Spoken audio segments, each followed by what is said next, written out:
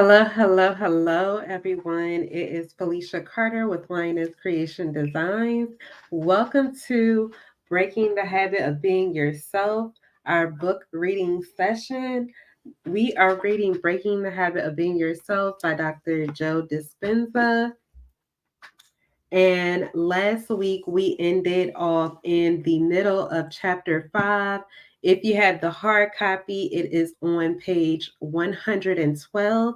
And today we are going to go ahead and finish up chapter 5 and see if we can get started on section 2 of Breaking the Habit of Being Yourself by Dr. Joe Dispenza. I do apologize for being late.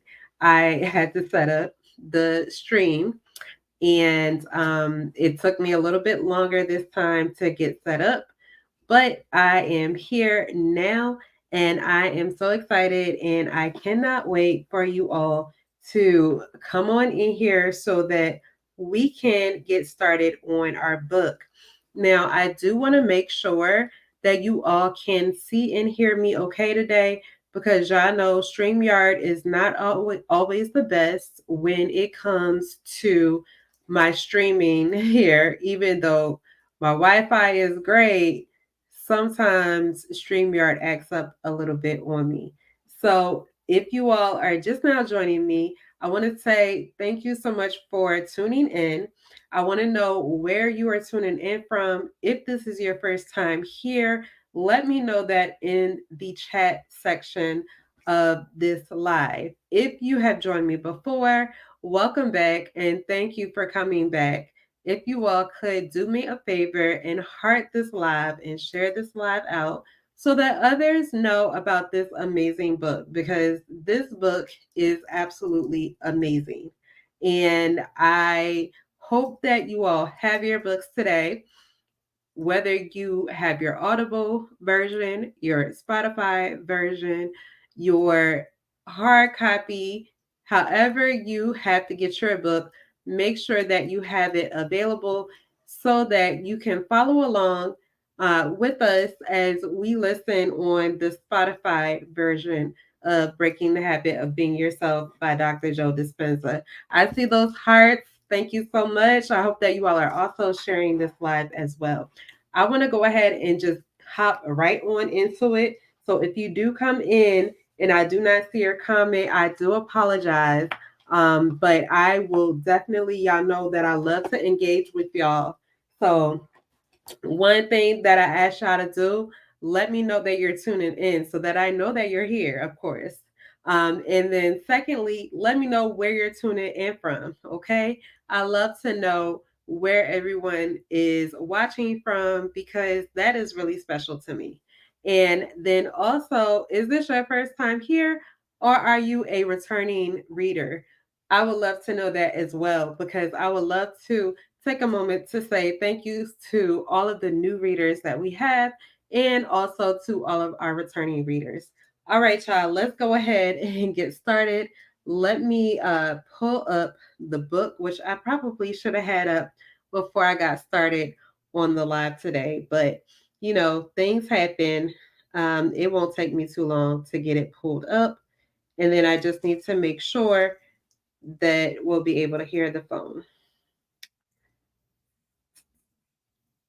I hope that your day was amazing. And if it was not, I definitely hope that it will get better for you. So I'm sending you lots of love, okay?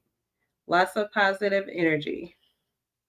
All right, here we go. Chapter 5. If you have the hard copy of the book, it is page 112. I know it was somewhere in the middle or towards the end of the page, but I'm not exactly sure where. It could be on number 2, creating a new mind to think about new ways of being, but I do not remember and I forgot to write it down. So I'm going to find the spot and you follow along as well.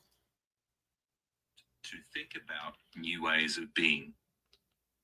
The second function of the frontal lobe is to create a new mind, to break out of the neural networks produced by the ways that your brain has been firing for years on end, and influence it to rewire in new ways. When we set aside time and private space to think about a new way of being, that is when the frontal lobe engages in creation. We can imagine fresh possibilities and ask ourselves important questions about what we really want, how and who we want to be, and what we want to change about ourselves and our circumstances. Because the frontal lobe has connections to all other parts of the brain, it is able to scan across all the neural circuits to seamlessly piece together stored bits of information in the form of networks of knowledge and experience. Then it picks and chooses among those neural circuits, combining them in a variety of ways to create a new mind. In doing that, it creates a model or internal representation that we see as a picture of our intended result. It makes sense then that the more knowledge we have, the greater the variety of neural networks we've wired, and the more capable we are of dreaming of more complex and detailed models.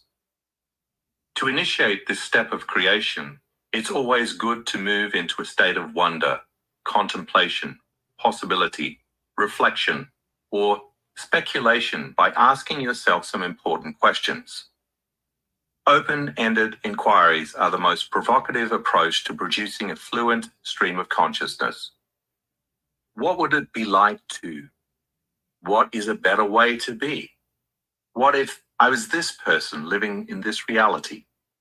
Who in history do I admire, and what were his, her admirable traits? The answers that come will naturally form a new mind, because as you sincerely respond to them, your brain will begin to work in new ways. By beginning to mentally rehearse new ways of being, you start rewiring yourself neurologically to a new mind. And the more you can remind yourself, the more you'll change your brain and your life. Whether you want to be wealthy, or a better parent, or a great wizard for that matter, it might not be a bad idea to fill your brain with knowledge on your chosen subject, so that you have more building blocks to make a new model of reality you want to embrace. Every time you acquire information, you're adding new synaptic connections that will serve as the raw materials to break the pattern of your brain firing the same way. The more you learn, the more ammo you have to unseat the old personality. Refer Figure 5b, the frontal lobe as creator. 3. Making thought more real than anything else. During the creative process, the frontal lobe's third vital role is to make thought more real than anything else. Stay tuned for how to in part 3. When we're in a creative state, the frontal lobe becomes highly activated and lowers the volume on the circuits in the rest of the brain, so that little else is being processed but a single-minded thought. Since the frontal lobe is the executive that mediates the rest of the brain, it can monitor all of the geography. So it lowers the volume on the sensory centers, responsible for feeling the body, motor centers, responsible for moving the body, association centers, where our identity exists, and the circuits that process time, in order to quiet them all down. With very little neural activity, we could say that there is no mind to process sensory input. Remember that the mind is the brain in action. No mind to activate movement within the environment, and no mind to associate activities with time. Then we have no body. We have become no thing. We are no time. We are in that moment pure consciousness. With the noise shut off in those areas of the brain, the state of creativity is one in which there is no ego or self as we have known it.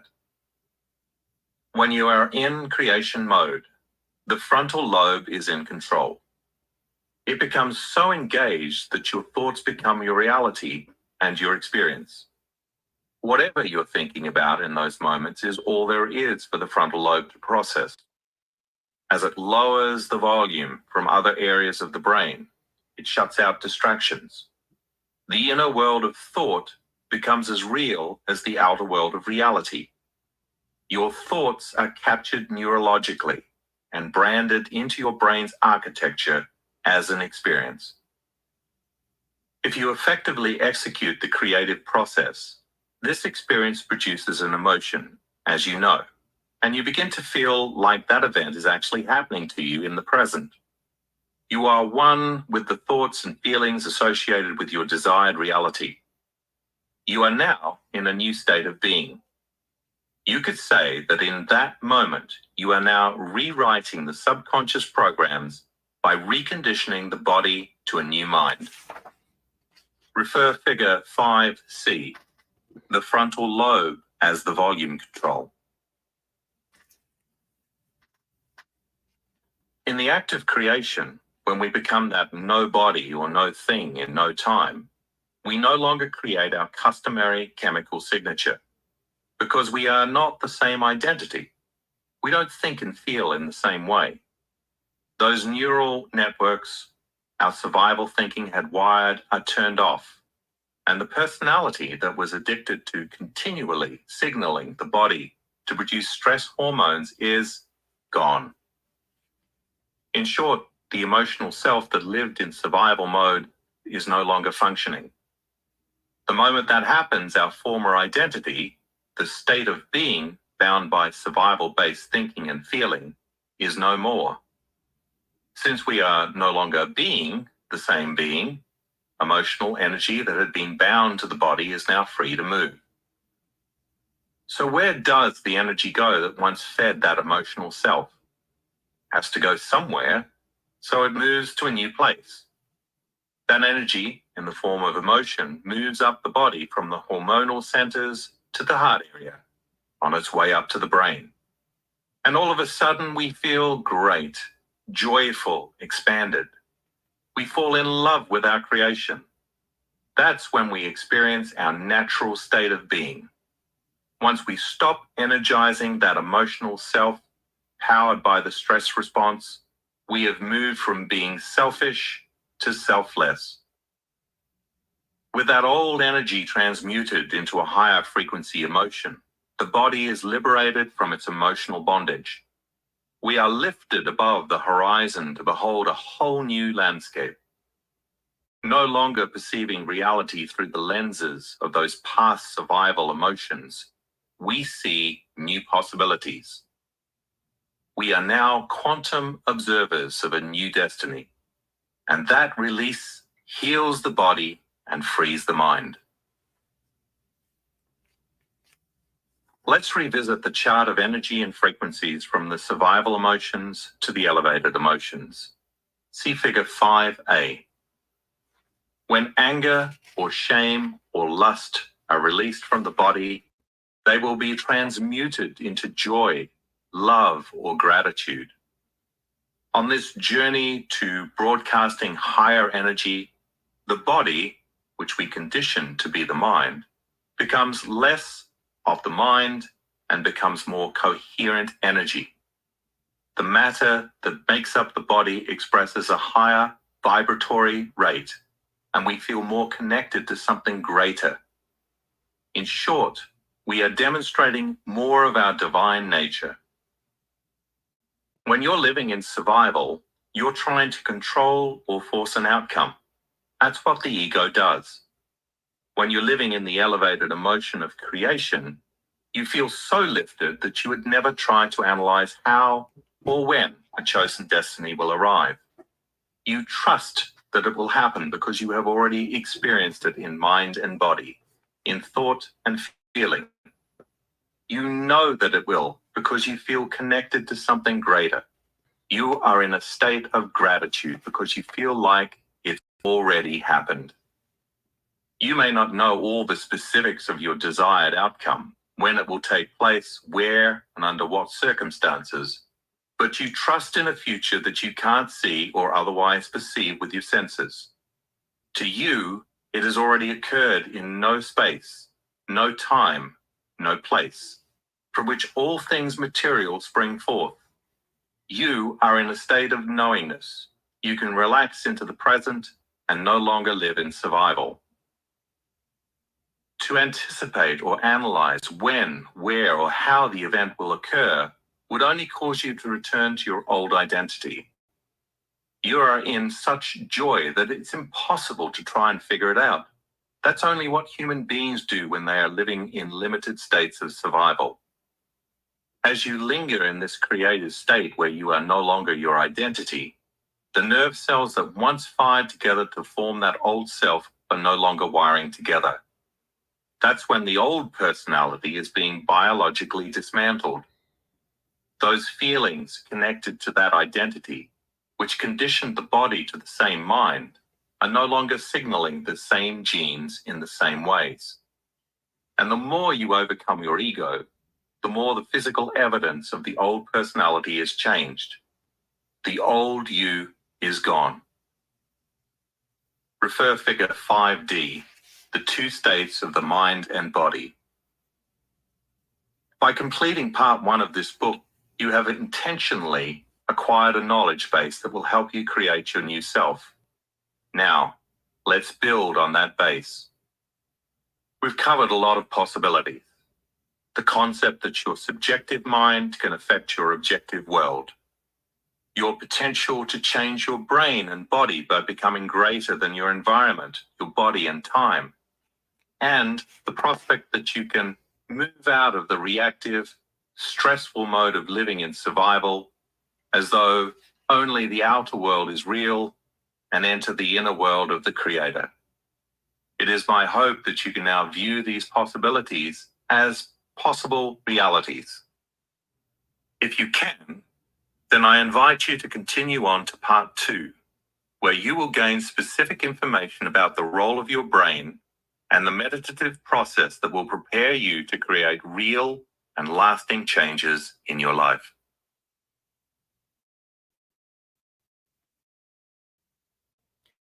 Okay, so before we start part 2, your brain and meditation, I just want to say that what I would definitely do, because it was a lot covered in chapters 1 through 5, is go back, look at the figures, really study them, and think about some of the things that Dr. Joe Dispenza said, some of the examples that he gave regarding how people's thoughts and emotions changed the way that they felt about doing things. Um, and Susanna, I don't know if you're still here, but I see your question. And so, breaking the habit of being yourself, I don't know if this is your first time joining the live or not. You said, I thought that was the whole point, to be authentic. And yes, that is the point, is to be authentic, but that is not what this book is talking about. It's not talking about being authentic or not being authentic. This book is based on your mindset and how your mindset and your emotions and your feelings can change the way that you see your life. If you are living in the past, then you will experience all of those past things in your future and in your present life. So that is what Dr. Joe Dispenza is talking about. We are breaking the habit of being our old selves that live in the past and creating a much better reality that we can be happy with in our present and in our future, because breaking the so basically Dr. Joe Dispenza was saying that, we have created these identities, whether they are negative or positive, based off of what it is that we have done, what traumas we have endured in our past lives. So we are steadily trying to break those old habits daily. And if that's not something that is for you, then it's not for you. So that is what the point of this book is: breaking the habit of being yourself. It's not about losing your authenticity. It's about changing those negative things, those negative experiences, and those old habits that we have, and making them better habits for our present and our future. We don't want to stay stuck in the past. We want to break out of those old negative habits, those old negative ways of thinking, and we want to embrace ourselves and become a new and better version of ourselves where we have, really embraced our ego and let the negative ego go.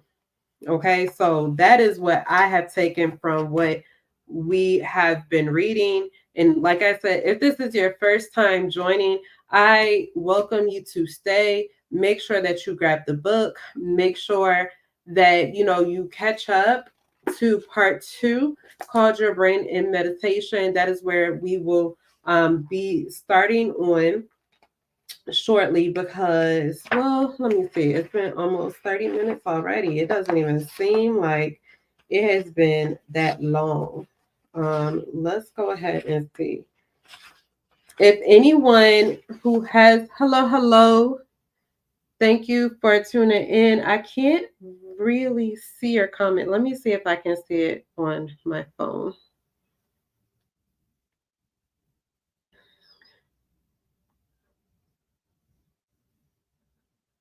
I don't know if I can see it on my phone. Oh, there it is. Why? I don't know why it didn't show me that. Okay, I don't know. Kanisha, can you tell me what your comment says, or can you redo your comment because I can't see it? I appreciate you for being here, y'all. Please heart and share this live out. If y'all want to continue on to chapter 6, let me know. We could definitely do that. Y'all know I do not mind because I am really and truly enjoying this book. But if you have any questions, oh, okay, it looks like you did up there, but it could, oh, it was a gift. Okay. Thank you.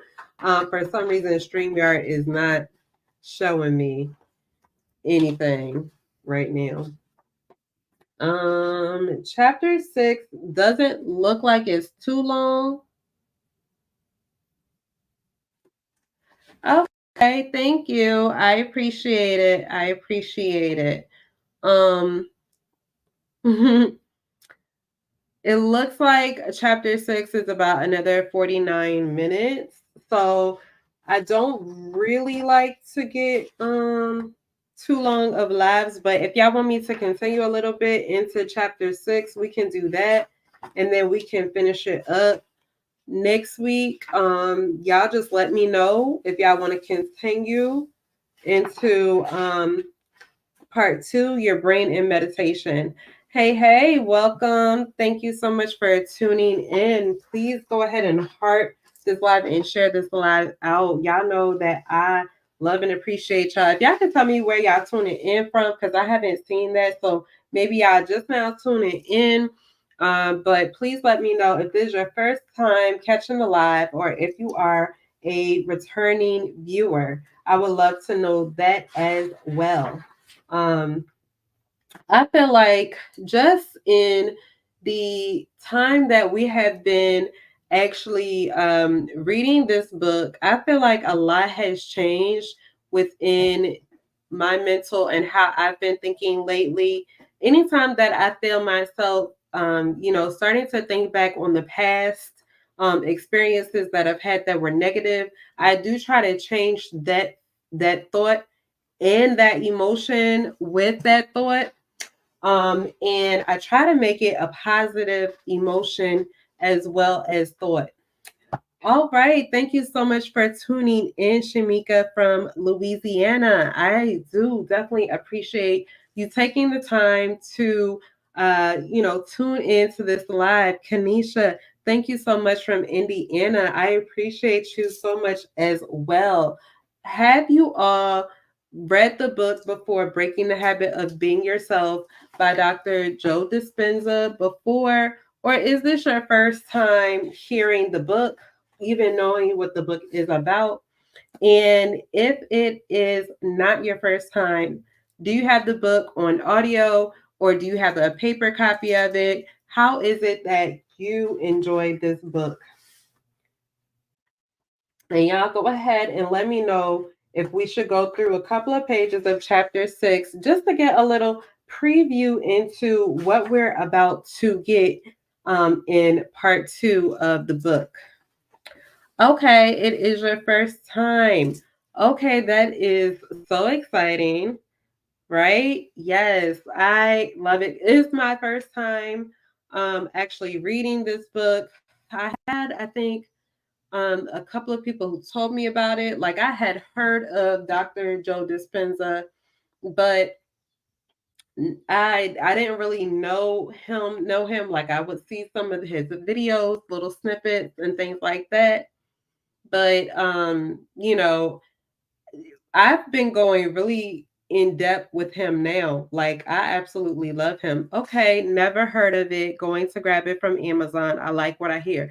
Yes, this book is really, and that's why I wanted to start these reading sessions with this particular book because this particular book I felt like was a really good mindset book to start with because I feel like most of everything that I have been um, centered around has been, changing my life for the better, my own personal development and growth, not only spiritually, but also just in my everyday life, right?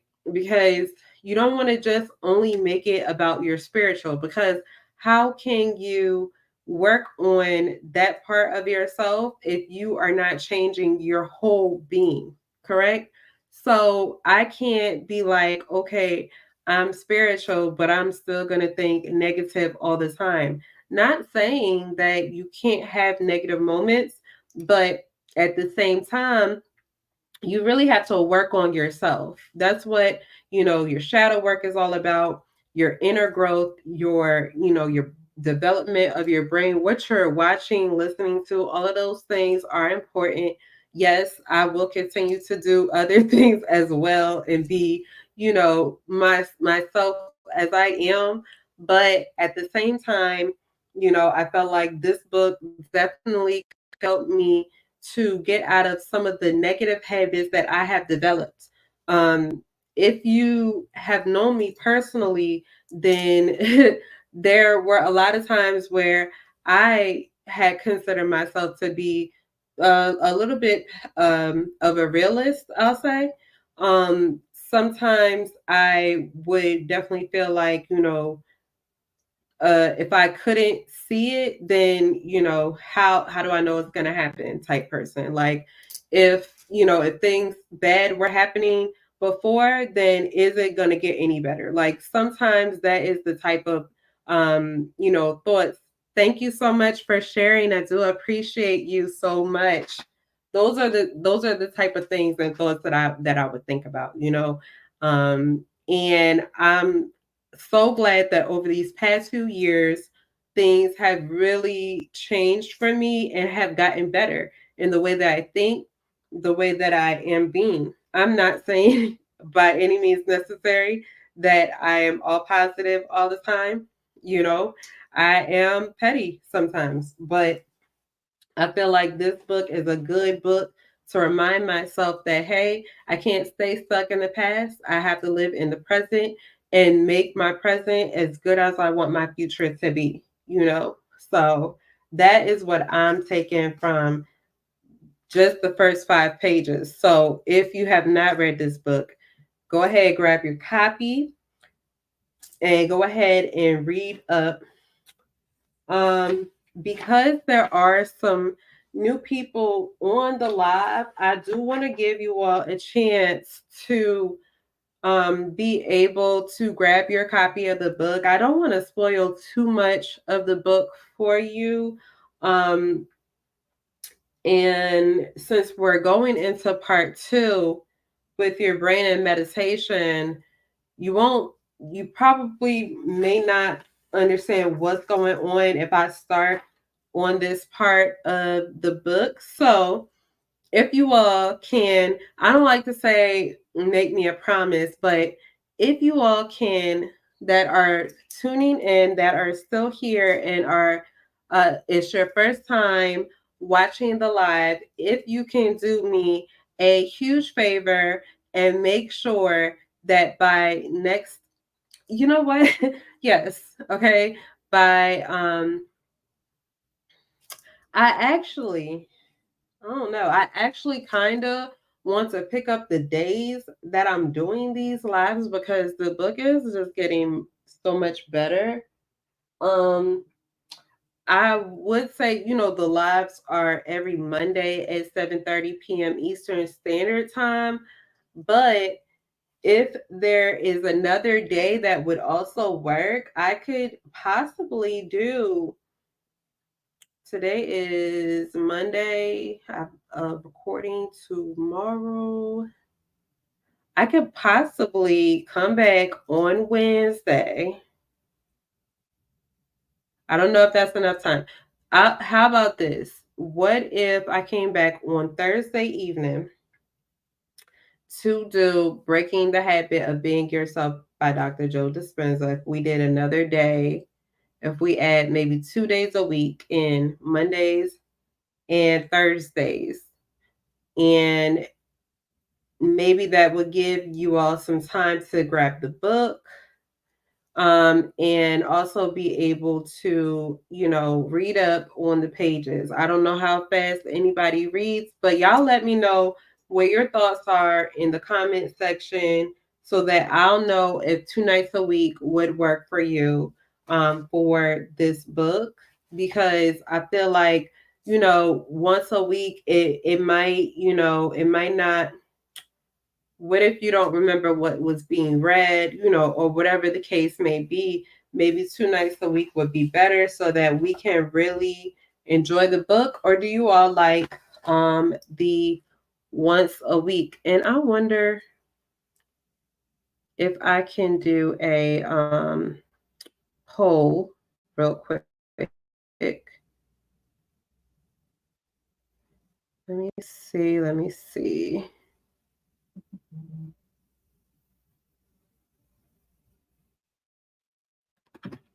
If y'all are still here with me, please let me know so that I want to see can if I can. I don't think I can put a poll. I think you have to do the poll before you go live. So if that's the case, yeah. Yeah, and I can't do it on here either. All right, that's fine. So yeah, y'all let me know if you would like to continue with Monday nights at 7:30 p.m. Eastern Standard Time, or if you would like to throw in Thursdays at Thursdays as well, Thursday evenings as well. It would probably be around like 6 or 6:30 p.m. Eastern Standard Time. Can y'all hear me okay? Is the volume working on my laptop? Hold on, let me put it.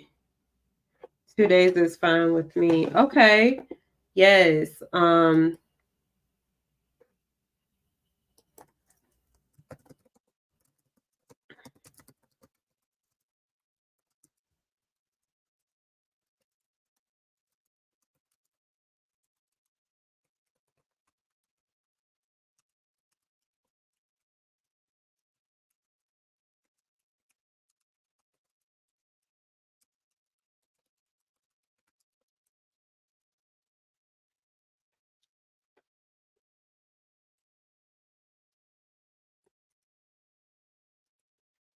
Okay. What time is it now? Right now it's 8 o'clock. I started 2 days. Okay.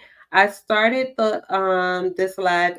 It was supposed to be at 7:30, but I kind of started it at 7:35 by accident. Um because I was running a little bit behind, which I don't like to do normally. Um and then so on Thursdays I would make it 6:30 p.m. Eastern Standard Time because I believe I would be able to start an hour earlier on Thursday evenings. If that doesn't work, I would definitely let you all know beforehand. But I think two nights a week would definitely be beneficial as far as remembering where we're at, what we talked about. You know, it's not too much time in between. You haven't done a whole bunch of things in between and been like, oh yeah, that's where we were. So I would like to start part two on Thursday at 6:30 p.m. Eastern Standard Time, your brain and meditation, so that we can really get into this new section. And then that gives people time to get the Audible or their books, so they're able to follow along in the new section. So that is what we're gonna do 2 nights a week. It looks like is what has been said. But of course, y'all know before I make final decision, I will check the comments and make sure that it is pretty much a unanimous decision amongst everyone who has been coming and following along with the book reading session as well. But at this moment, I believe that 2 nights a week will be great and very beneficial for all of us who are reading, breaking the habit of being yourself. And it also keeps everything in your mind nice and fresh. All right, y'all. I appreciate you all for tuning in, hearting and sharing and just engaging this Monday evening. I hope that you all have a beautiful rest of your day. And I will talk to you another day later on this evening, actually. Have a fabulous rest of your Monday.